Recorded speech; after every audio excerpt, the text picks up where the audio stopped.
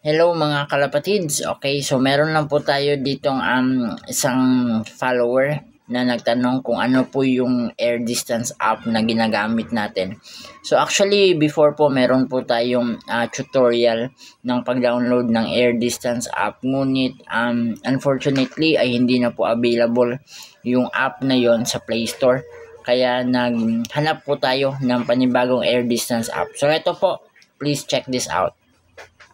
Okay mga kalapatids, so nandito na po tayo sa ating Play Store.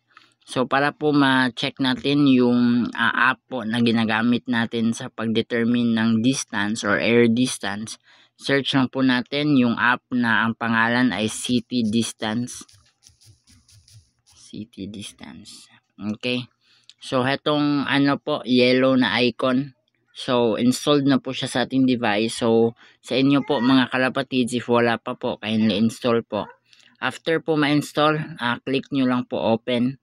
So, dito po ay determine natin or click natin yung airline since air distance po yung hahanapin natin. Tapos sa from po, lagay lang po natin kung saan yung release point. So, for example po, Cagayan de Oro. So, lalabas po dyan yung specific na lugar. Tapos 2, so pabalik po dito sa atin. For example po, Ozami City.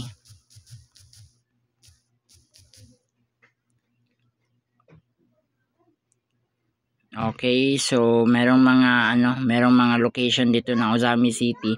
Pero para mas specific po, pwede niyo pong i-click itong parang map katabi ng home. Tapos lalabas po yung specific location ninyo mga kalapatids. So kung first time nyo pong ginagamit, lalabas yung option kung ma-access ba ng app yung location ninyo.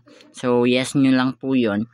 So since ito na po yung ating specific location po, Vicente Ostia Avenue, Ozami City.